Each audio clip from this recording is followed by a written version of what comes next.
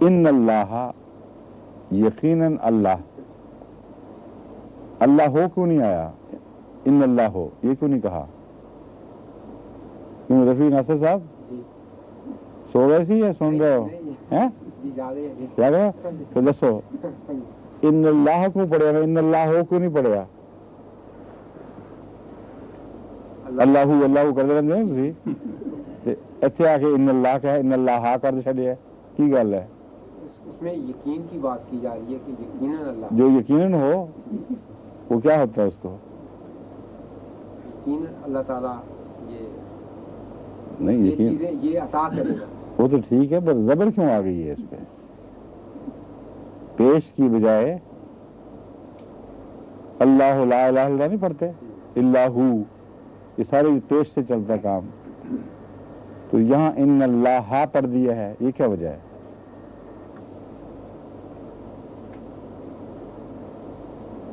किसी को याद है?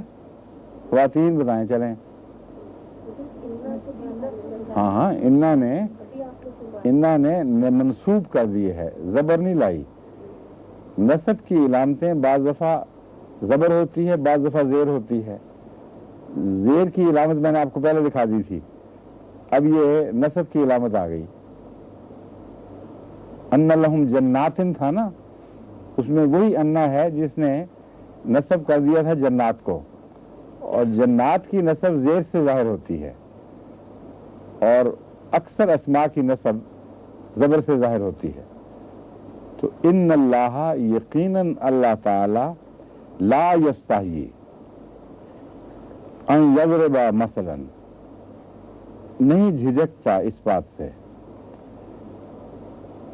नहीं शर्माता। आमतौर पर तर्जमा किया जाता है, लफ्ज़ी तर्जमा तो वही है, लेकिन यहाँ मुराद है झिझकता नहीं इस बात से, बेखौफ बिला तरद्दुद बयान फरमाता है। अन यज़रिबा मसलन, अन का मतलब है कि, यज़रिबा कि वो बयान फरमाए। ज़र्ब मारने को भी कहते हैं और बयान करने को भी कहते हैं। अन यज़रिबा के बयान फरमाए, मसलन कोई मिसाल, मसलन का मतलब कोई मिसाल।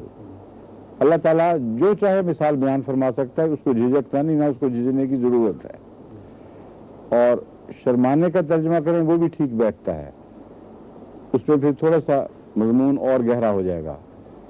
अल्लाह ताला हरगिज़ इस बात से शर्माता नहीं कि कोई मिसाल ऐसी बयान करे, मा बऊज़तन, जैसे मच्छर की मिसाल हो। मा बऊज़तन का मतलब है अल्लाह ताला इस बात से शर्माता नहीं कि कोई ऐसी मिसाल बयान करे, मा बऊज़तन, जैसे मच्छर। फमा फौक़हा, या उससे भी ऊपर।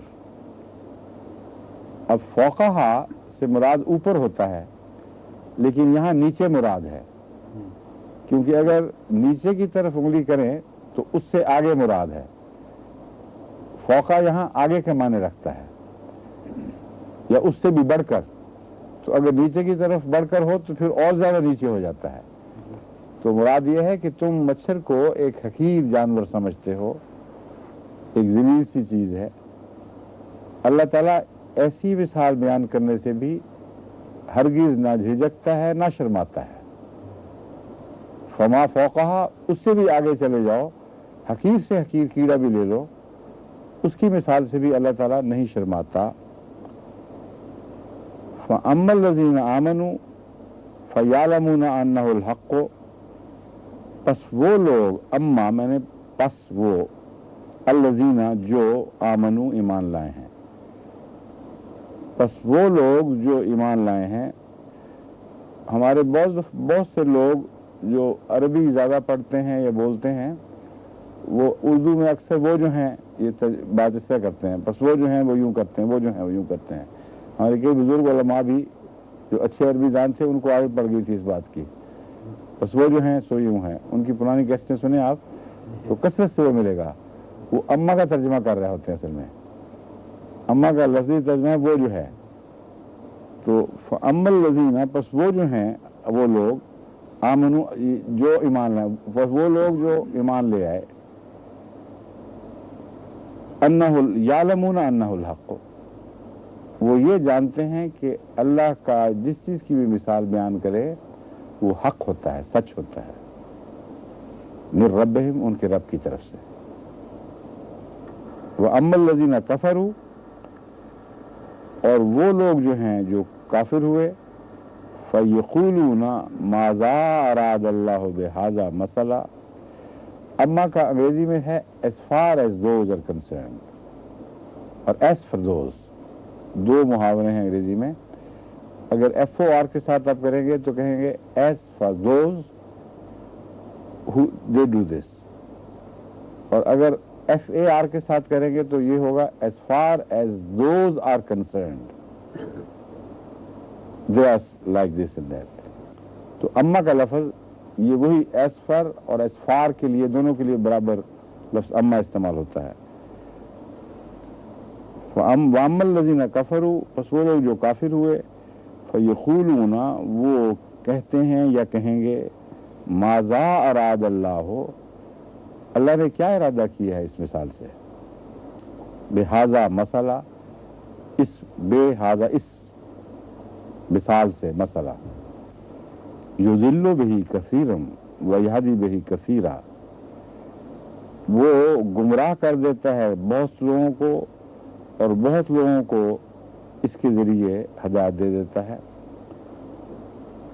یہ جو لفظ فقرہ ہے بیچ کا، یضل بہ کثیرا و یہدی بہ کثیرا، اس کے اور مسئلہ کے درمیان وقفہ ڈالا جاتا ہے، میم لکھی ہوتی ہے، یہ ظاہر کرنے کے لیے کہ یہ ان کافروں کا فقرہ نہیں ہے بلکہ اللہ بیان فرما رہا ہے۔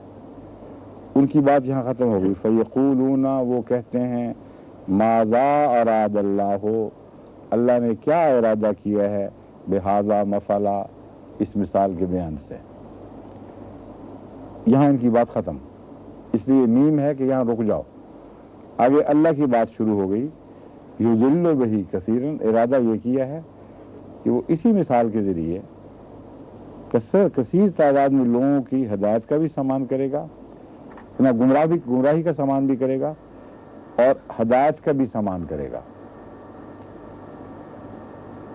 یہدی کا مطلب ہے ہدایت دیتا ہے، یضلو کا مطلب ہے گمراہ کرتا ہے۔ سورہ فاتحہ میں ضالین کا مطلب ہے گمراہ لوگ، تو وہی ضلالت جب وہ فعل بنتی ہے تو بن جائے گی یضل بہ کثیرا، وہ گمراہ کر دیتا ہے اس کے ذریعے بہتوں کو، وَيَهْدِي بِهِ كَثِيرًا، اور کثرت کے ساتھ لوگوں کو ہدایت بھی دیتا ہے۔ وَمَا يُضِلُّ بِهِ إِلَّا الْفَاسِقِينَ، اور وَمَا يُضِلُّ، نہیں گمراہ کرتا اس کے ذریعے، إِلَّا الْفَاسِقِينَ، مگر ان لوگوں کو جو پہلے ہی فسق و فجور میں مبتلا ہیں، بدعمال لوگ ہیں۔ یہاں جب عام طور پر جماعت احمدیہ کے ترجموں میں گمراہ کرتا کی بجائے گمراہ ٹھہراتا ہے کا ترجمہ کیا جاتا ہے، اور یہ درست ہے، اور یہ آیت خود آخر پر اس ترجمے کی تصدیق کر رہی ہے۔ گمراہ کرتا ہوتا تو گمراہ ہونے کے بعد فاسق ہوتے لوگ، اللہ فرماتا ہے انہی کو گمراہ کرتا ہے، اگر کرنا کا لحاظ کریں گے جو پہلے سے ہی گمراہ ہیں، تو پھر خدا نے کیا گمراہ کیا؟ اس لیے کرنا کی بجائے ٹھہرانا ترجمہ درست اور مناسب ہے۔ وَمَا يُضِلُّ بِهِ إِلَّا الْفَاسِقِينَ، وہ گمراہ نہیں ٹھہراتا مگر ان کو جو فاسق لوگ ہیں۔ بس ٹھہرانا ترجمہ کوئی اپنی طرف سے زائد بات نہیں کی گئی، عین قرآن کے مفہوم کے مطابق قرآن کی طرز بیان کو قرآن سے سمجھ کر یہ ترجمہ کیا جاتا ہے۔ اب مچھر سے شرمانے کی کیا بات ہے، سمجھ آئی کسی کو کہ مچھر سے کیوں شرمایا اللہ تعالیٰ، اور کہتا نہیں شرمانا ہے؟ کیوں؟ چھوٹی چیز مان بھی جاؤ پھر شرماؤ نا، یہ تو پھر بڑے افسوس کی بات ہے۔ آپ ایک بری بات کہیں اور شرمائے نا، یہ خوبی کی بات تو نہیں ہے۔ हैं? बेशक, मतलब आप एक छोटी सी घटिया सी मिसाल दें और क्या मैंने नहीं शर्माना, ये खूबी की बात है, ये तो जिद हो गई। आम आदमी तो शर्मा जाते हैं छोटी बात करके, तो अल्लाह ने तो अखलाक सिखाए हैं इंसान को, वो क्यों कहता है कि मैं नहीं शर्माता? इसलिए कि अल्लाह फरमा रहा है कि छोटे से छोटे जानवर को भी अल्लाह ताला ने इतने कमालात अता किए हैं कि तुम बेवकूफ हो जो उनको छोटा समझ रहे हो। फमा फौकहा, उससे भी आगे निकलते चले जाओ, हैरत अंगेज कमालात इन छोटी छोटी मखलूकात में दिखाई देंगे। शर्माने की वजह नहीं है, ये मुराद है। अल्लाह नहीं शर्माता और बात छोटी करता है, ये तर्जुमा गुस्ताखी का तर्जुमा है। इसका तर्जुमा ये कहना चाहिए अल्लाह शर्माने की कोई वजह नहीं पाता। इसलिए मैं कहता झिझकता नहीं ये बात बयान करने में। असल तर्जुमा जो मुनासिब हाल है वही है, अल्लाह छोटी से छोटी मिसाल बयान करने में, मच्छर की हो या उससे भी छोटी हो, शर्माने की कोई वजह नहीं पाता। और इस आयत ने मुझे मच्छर की तहकीक पर लगा दिया एक दफ़ा, और मैंने जो साइंसदान थे ऐसे उनको भी कहा मुझे बताएं मच्छर के मुतालिक, और जो रसायल आते थे उनमें गौर से देखना शुरू किया। तो खुशकिस्मती से एक अमेरिकन साइंटिफिक रिसाले में मच्छर का जिक्र मिला, सारा वो आर्टिकल ही मच्छर पर था, और ऐसा हैरत अंगेज है कि अक्ल दंग होके स्टन हो जाता है इंसान। और दहरियों के खिलाफ मच्छर से बड़ी गवाही मुश्किल से मिलेगी, जिसको वो सबसे जलील चीज समझते हैं। हैरत अंगेज गवाही है अल्लाह ताला के हक में कि ये एवोल्यूशन से पैदा नहीं हुआ जानवर, बल्कि निहायत आला कारकर्दगी आगाजी से इसके अंदर दाखिल की गई है। इसका सोनार सिस्टम, मॉडर्न जो सोनार सिस्टम्स हैं वो मच्छर को अता हुए हैं। इसकी डबल ट्यूब इंजेक्शन की, और वो मादा जो खून को पिघला देता है ताकि सक करने में आसानी हो। आपने देखा है कभी जो ब्लड का नमूना लेते हैं डॉक्टर, उसमें एक चीज डालते हैं, उसको हिला देते हैं फिर, इसलिए कि वो क्लॉट ना कर जाए। और एंटी क्लॉट मादा भी मच्छर को अता हुआ है। और ये पहले वो लगाता है, जब इंजेक्ट करता है तो पहले वो थूकता है वो मादा थोड़ा सा, और जब वो सक करता है तो उस मादे से मिलकर फिर ये क्लॉट नहीं करता। और उसको जो चूसने के लिए अंदर ट्यूब है उसके, एक उसको हिफाजत से रखा हुआ है, एक बैरूनी ट्यूब है। फिर इसका सोनार सिस्टम है पूरा, और सोनार सिस्टम इतना नफीस और इतना हैरत अंगेज है कि ये, और फिर नाक इसकी हिस्स खुशबू की भी साथ, कि इसको ये पता चल जाता है कि ये बच्चे का खून है, यहाँ बच्चा सोया हुआ है, यहाँ बूढ़ा सोया हुआ है। और क्योंकि खून जब वो नरम जिल्द में हो और गुलाबी सा बच्चे का प्यारी सी जिल्द नरम नाजुक हो, तो आपको तो बू नहीं आती, माओ को भी उस खून की बू नहीं आती, मच्छर को आ जाती है। चुनाचे अगर बच्चा सोया हुआ हो और साथ कोई मोटी जिल्द का बड़ा आदमी, तो उसको नहीं काटेगा, बच्चे को काटेगा, क्योंकि उसको ये पता है कि नजदीक खून कहाँ मिल रहा है, और देख के नहीं कर रहा। ये घुप अंधेरा हो, बच्चा ऐन वही निशाने पे पहुंचेगा जहां इसको जल्दी नरम ताजा खून मिल जाए। और फिर आवाज टकरा कर जो वापस आती है उससे फासले का अंदाजा करता है अंधेरे में ही, और एग्जैक्ट ऐन निशाने पर पहुंचकर वहीं वो अपने दाखिल करता है अपनी पहली सिरिंज। जब वो दाखिल हो जाती है फिर वो अंदर वो खून को पतला कर देती है, फिर वो नहायत लतीफ और बारीक सिरिंज उसके अंदर से नीचे उतारता है, उससे वो पतला हुआ वो खून के पेलोडीज का चूस लेता है। ये है, कौन शर्मा सकता है इसे बताएं? वो बहुत बेवकूफ होगा जो ऐसी आला तखलीक करे फिर शर्माए। तो अल्लाह ताला ये कह रहा है कि मैं शर्माने की वजह नहीं पाता। जिसको तुम्हारी बेवकूफ आंखें काबिल शर्म चीज समझ रही हैं, अल्लाह ताला उसमें कोई भी शर्माने की वजह नहीं पाता। और मच्छर के मुतालिक तो اور بہت سی دلچسپ باتیں ہیں، اگر وہ ساری آپ سنیں اور پڑھیں تو دنگ رہ جائیں گے بالکل، یعنی دنگ سے آگے بات نکل جاتی ہے۔ وہ اس وقت چونکہ تفسیر کا وقت ہے، پھر کبھی موقع پہ آگے تفصیل سے بتاؤں گا باتیں۔ صرف اتنا ہے کہ جو جتنا مرضی کو زور لگا لے مچھر سے بچ نہیں سکتا۔